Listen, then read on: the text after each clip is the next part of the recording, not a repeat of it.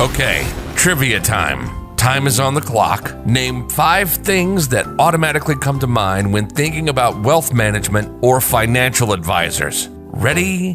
Go. That's easy. Bored, painful, rather listen to my in-laws, numbers. Almost there. Torture? We have a winner.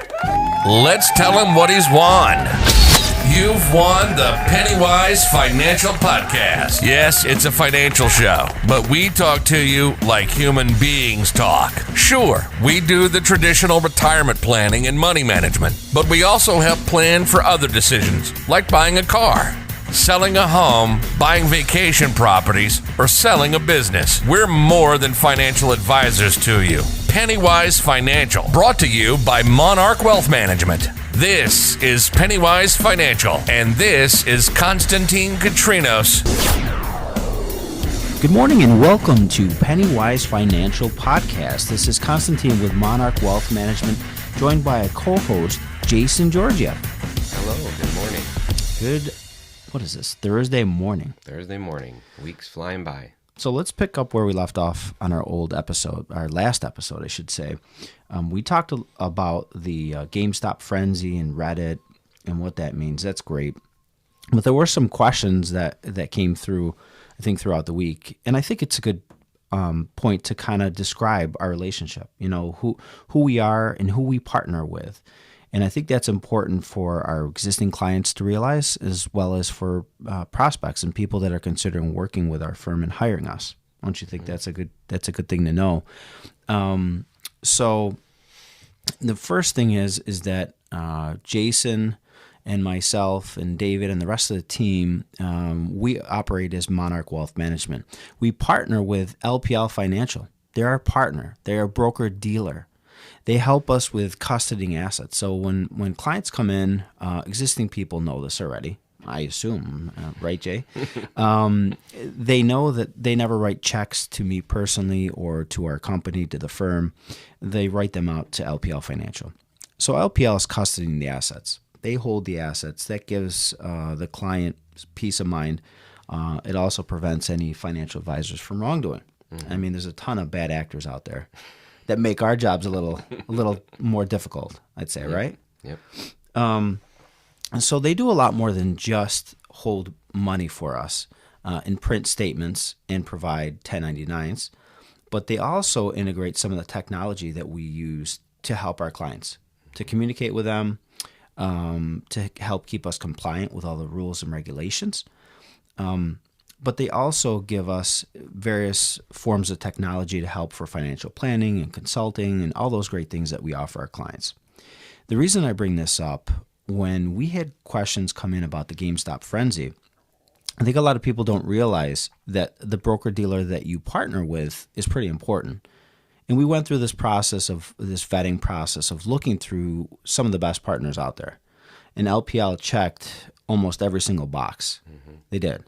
Nobody's perfect, right? Yeah. I'm not perfect. I don't think you're perfect. No. Maybe not. Close to it. Close to it. For a Thursday, I'd say you're pretty darn close to perfect. But the broker-dealer is important. When we look at things that happen with GameStop, there were some trading restrictions that Robinhood, and I'm not picking on Robinhood, but I just like to use them as an example because I think it's important. Robinhood restricted trading on how many shares people could buy. They stopped it. They opened it up. It was a few shares you could buy. Then it was one share. Then LPL did none of that. Mm-hmm. And I can say we didn't have clients that were long or short those stocks per se. I did have some questions about it. But in my eyes, that type of trading is gambling. Mm-hmm. And we don't gamble with clients' money. We invest as a part of a goals-based plan in helping them reach their goals and objectives based on a number of factors like risk tolerance. We have our own vetting process where we screen out stocks, bonds, ETFs, funds, you name it, and we help to build the best portfolio that we think has some value for some growth to help those clients achieve their goals. Mm-hmm. So when you think about a broker-dealer, it's important for you to know who your advisor is working with. This is more for prospects, but even for our existing base, we partner with LPL. They made no trade restrictions. So think about that. If you wanted to get in on that type of trading, and whether it's that stock or a specific fund or ETF, LPL didn't do that. They didn't limit it. And the reason they didn't limit it, there's a couple of reasons why. Well, number one, I don't think that represents the bulk of how people trade or invest with us. That's just not our client base. Yeah. At least I don't see that. The other reason is capitalization requirements. So, Jay, who do you think's on the hook if there are substantial losses above and beyond what the account owner has in the account? Who's on the hook for that? Broker-dealer. Broker-dealer. Yep. That's right. Broker-dealer's on the hook. So when you have losses in the account, and I had family reaching out to me and asking me these questions, like, how does that actually work where you could make money when a stock is going down? And there's people on both sides of that trade, right? There's somebody that can profit when the stock is going down and somebody that's betting or gambling in a way that the stock will rise and they want to profit in that way. So there's two ends of the trade. But when you come up short and you don't have the cash in your account, and depending on the type of trade that you're placing, whether you're writing a put, buying a call, buying a put, there is one trade where the a loss is unlimited. So if you think about the put options, that stock could go to the moon. Right? If you invested $10,000 in that type of put situation, and you lost all $10,000, you might think that's your only loss. But that loss continues as that stock continues to go up, and there's no more money. Now, let me ask you this. Why was Robinhood in the spotlight as the broker-dealer? Robinhood was one of them because if you notice what happened is they stopped trading, they paused it, they limited trading. There were a couple other ones that were smaller. So size is definitely a concern. I think when you look at the way that their platform was set up, they were trying to democratize the way that people can invest, right? The small investor. Yeah. I think most of their accounts started off with maybe $500. Yeah. People that wanted to get in and buy fractional shares that just didn't have the money, and I think that's great. On the surface, that's great, but not having enough cash can, rear its ugly head and force the broker-dealer or the trading platform to modify the way they do business because they could potentially, have a huge liability or be in risk of going bankrupt. And that's exactly what they did. And that's what they did. I mean, they're claiming their cash reserves were okay. They were able to raise a bunch of capital to do it, and I think they'll be okay.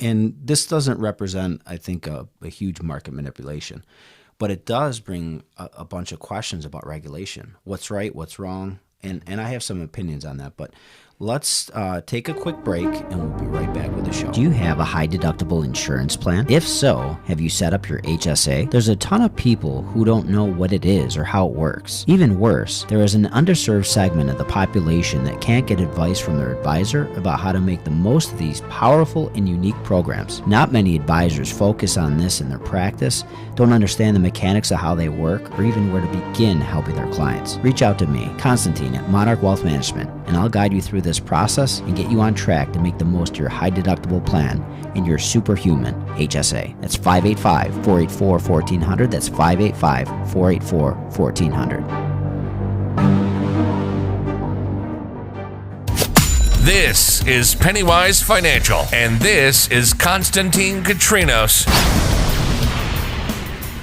Welcome back to the show. Constantine here with Monarch Wealth Management. PennyWise Financial Podcast. Jason Georgiev, welcome back. Hello, thank you. So let's pick up on our last segment. We talked about the broker-dealer thing, the whole GameStop frenzy, Reddit. And I think there's a little bit of a dilemma. And we talked about this offline. When you have a new environment, a new world, where social media, you're able to broadcast your message. And that message could be very different. It could be, buy this stock, I think it's great. There's great fundamentals. Buy this stock because I'm invested in it and I want to make a lot of money. We can all make money. Or sell this stock because I think it's garbage. It has no revenue. It has zero revenue. This is a dying company. And that would be, more along the lines of fundamental tradings. fundamental trading. And I don't think that's what happened with GameStop. People didn't buy GameStop because all of a sudden you and your kids are going out every Friday to buy a new video game or system or parts or whatever it might be, or even buying things online. Yeah, that didn't happen. And this is maybe momentum too, what we were talking about previously, me and you? It could. So momentum definitely plays a role. But the way the momentum started in that type of trade was through chat rooms on Reddit, right or wrong or indifferent. I don't know how I feel about it. You know, and the reason I have some reservation on it is the people that were in those chat rooms were smaller retail investors for the most part, from what I'm hearing. How they can prove that, I don't know. Yeah. But you're behind this computer and you're just typing away. Who's following you? Are they able to track you? I suppose if you wanted to, you could with an IP address. But so if you're saying that you should buy the stock or sell the stock and you're vocalizing that either on TV, if I was to do that, might be a big no-no, right? Yeah. Do I own the stock? Am I long the stock? Am I just trying to pump it up? But now you're able to get this group of people to band together to all place a trade to increase the share price or have it go down. And my fear is that these are newer people that don't really have experience, that want to gamble. They're at home. They have more time. They want to make money, and they see everybody else making money. So they go ahead and they buy the stock. And if you read what was going on in those chat rooms through Reddit, and now we have to keep up on all these things, not because I want to read what's going on in Reddit, but we have to know what people are thinking, right? The way the way that they're thinking about investing, the trends, things like that. So my fear is that these people don't know any better, and they read the chat rooms and they say that they're holding onto that stock forever. It's going to the moon. Yeah. Do you see GameStop going to the moon? No, because the company, I mean, it's not, like you said, the fundamentals, the earnings, they're not there. When's the last time you've been to a GameStop? Yeah. Seriously. No, I agree.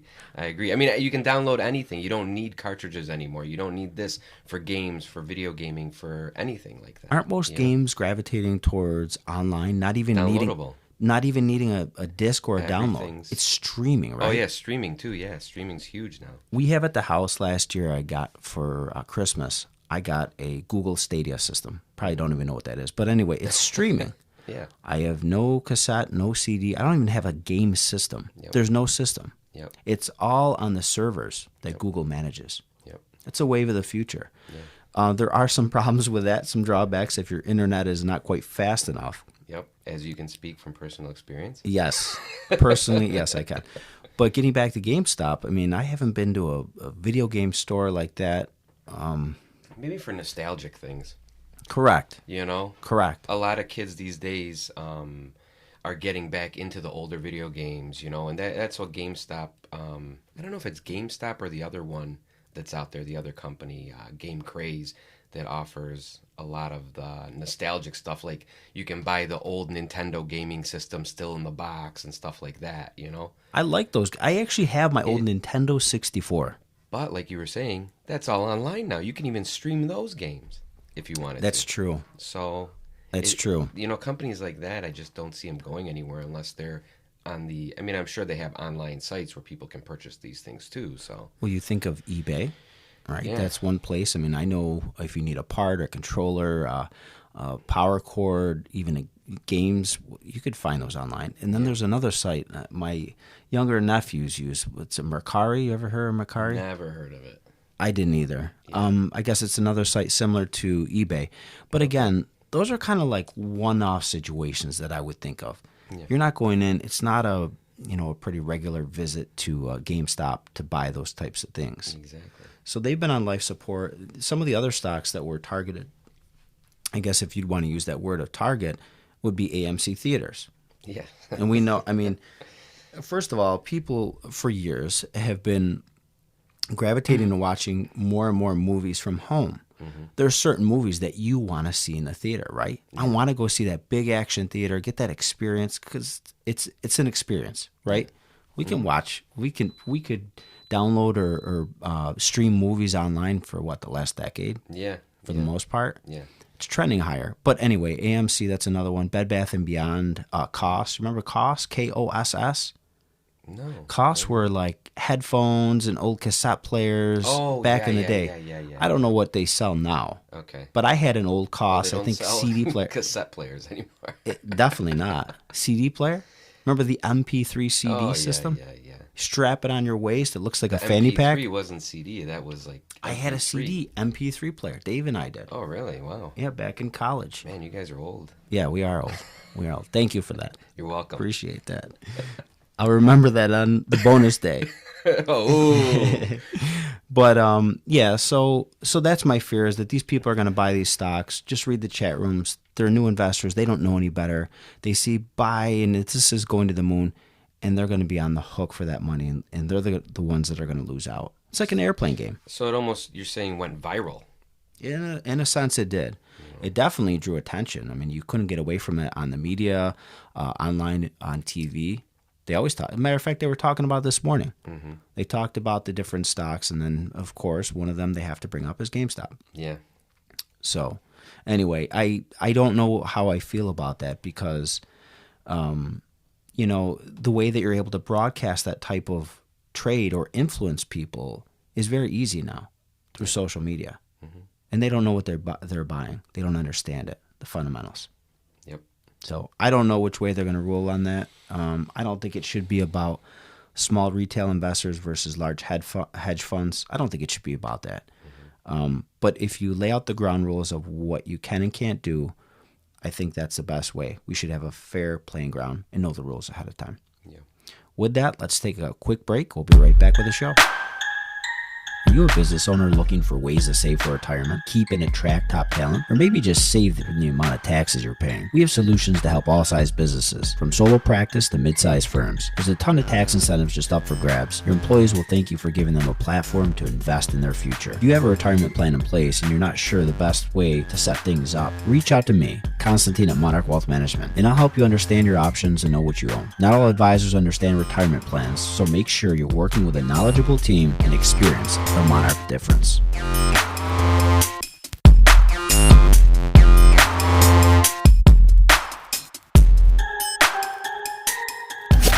This is PennyWise Financial, and this is Constantine Kitrinos. Welcome back to PennyWise Financial. Constantine here with Monarch Wealth Management, joined by Jason Georgiev, our branch operations manager. Oh, wow, that's very important. That's a title and a half. Anyhow, so we talked about a few different things in the market and regulation. One thing I do want to talk about that I'm sure a lot of prospects that are not working with Monarch, and maybe even some existing clients, don't know that we offer a pretty expansive product set. But one solution that we've been using a lot more lately is this securities-backed line of credit. Mm-hmm. Jay, I know you've heard it before. We've had to work with it. But what is it and why is it important? How does it help clients? So number one, securities-backed line of credit essentially is a line of credit that you can use, and the interest rate is quite low. It's quite attractive. Gives you some flexibility on how you can access capital. Mm-hmm. So what does that actually mean? If you have a non-retirement, and it only works with a non-retirement account, mm-hmm. That means your IRA, your 401k, your 403b, your 457, that will not work for this type of program. We're talking about non-retirement assets. So if you've got an investment with us, or maybe you don't have your investment and you want to bring it here and have us manage your money and work with you to help guide you and coach you along the way, with a non-retirement account, you're able to attach a line of credit that you could borrow from, and their collateral is your securities account. Make sense so far? Mm-hmm. So it gives you access to capital without having to tap into your investments. Mm-hmm. So, go ahead. I know you have a question. Now, where are you getting this line of credit from? Any bank out there that offers? So we've got, again, through our partnership with LPL, we have a couple different lenders that will work with us. There's one that we've been using that's been quite responsive, very attractive rates. And depending on the size and how they're going to use the loan, really depends on the provider, the bank. And so we have a few options. Yes, and you fill out an application. And the approval is usually done in a couple of weeks, and you typically have access to those funds within a month. Okay. So why is that important? Well, number one, it doesn't force a client to sell out of their investment portfolio, maybe at the wrong time, maybe right before the market's about to run, or what if the market just took a 15-20% dip? Would that be the time to sell? Probably not, and most clients don't want to. The other thing is, what about taxes? Remember, we said this doesn't work with an IRA, 401k, 403b, 457, any type of retirement doesn't work for. It has to be a non-retirement account. Okay? So they don't have to sell securities at the wrong time, inopportune time. They can have their capital continue to be invested and growing and working for them. And as we've seen in the last 5-10 years, they could be making 5, 10, 15, 20% a year. Yeah. Why are we selling? And it allows them that liquidity they need without paying tax, right? Because they're not selling securities at a profit to then pay the taxes on it. So you eliminate that aspect of it. Gives them a very attractive rate, very low rate, flexible options of repayment. And as far as funding, it's quite quick because they have collateral, right? They have an account where if you're not able to pay, that's the reason why they're able to do it. It's similar to, I guess you'd say, like a car loan. So what's a scenario where you might want to use this? Any ideas you can think of why somebody would want to use this?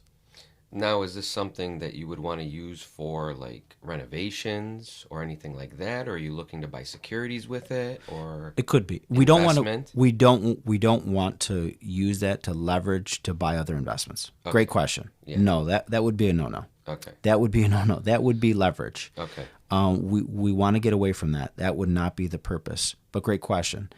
The clients that we've seen use this lately has been somewhat of a bridge. Right, they want to buy a house. Okay. They're going to sell their existing house. The market has been quite crazy. So if you and your wife were looking to buy a house right now, and you're up against competing offers, and in your offer you have a contingency, you say, I have to sell my house first. Exactly. Yep. Do you think they're going to take your offer or the offer that's the same price where they don't have to sell anything? Yeah, exactly. They're going to go with that offer. That's easier. So a lot of our clients have been using this as a way to fund the purchase of a new home, remain non-contingent, meaning their offer is going to look more attractive on paper. Yeah. So now they have the funds to buy the new house, then they sell their house and eventually repay that loan. So we're talking about maybe a 3 to 6 month period. Yeah. So sell their house, repay the loan with the proceeds from the sale of the house, and you're all set. And you were able to buy the home you wanted. Correct. And not going contingent. That's great. That's a great idea. And how about the sale of your home? You're non-contingent on that as well. Because if you didn't do that and you were waiting for your home purchase, not only do you have to time it right to buy a house, but you have to close on your old house around the same time. Within a couple days, you're going to use those proceeds to then put down on the down payment for the new house. So it becomes a timing issue. The current market we're in, I can tell you there's no way. There's no inventory. So if you're trying to do that, buy one property, sell another one, without doing this and you don't have the cash, it's going to be quite difficult. Yeah. You'll lose the house. Yeah. Very, very tough real estate market if you're looking to buy. Even if you're looking to sell. Yeah. You might look at your property and say, geez, my house has appreciated quite a bit. Yeah. When we say that, we look at our house and say, geez, this has really grown in value. We could sell this no problem. Where are you going? Yeah. Are you building? We know what's going on with lumber prices. Yeah. Through the roof. Not just lumber prices, lumber supply. Supply, yeah. My father-in-law this past summer was going to do some landscape. He couldn't find any timber. For the supply is short. Everybody's at home. They're doing improvements. You're doing improvements. I'm doing improvements. Yeah. I'm trying to improve myself. That's not going too well. But anyhow, yeah. So that's one product set. I think a lot of folks don't know that we offer. Most of our existing clients do know, because if there's a need, we're talking about it, obviously. But if you don't know, if you're not a current client of Monarch Wealth Management, we'd love to have you and talk about how that may be part of your plan, if it makes sense. But that's one of the many things that we do on a day-to-day basis. Make sense? Yep. I think that's all the time we have today. Thank you again for listening. Constantine with Monarch Wealth Management, Managing Partner. This has been a PennyWise Financial Podcast, episode number 2 in 2021. Thanks again, Jay. You've been listening to PennyWise Financial, brought to you by Monarch Wealth Management. Constantine and David really care about their clients. They want to make sure you're happy, so you'll continue to hire them. There's no commitments, and clients are free to leave whenever they want. Think about being able to pick up the phone and call someone for guidance and advice on almost anything, from buying a car, selling a home, buying vacation properties, or even selling a business. Reach out on the website at monarchwealthmanagement.com. There are 2 offices in Rochester and 2 offices in Buffalo. Reach out to us on Facebook, LinkedIn, Twitter, and YouTube, or call us toll-free at 800-480-1580. That's 800-480-1580. Until next time, this is PennyWise Financial, signing off. The opinions voiced in this program are for general information only and are not intended to provide specific advice or recommendations for any individual. To determine which investments may be appropriate for you, consult with your attorney, accountant, and financial advisor or tax advisor prior to investing. Securities are offered through LPL Financial, member FINRA, and SIPC.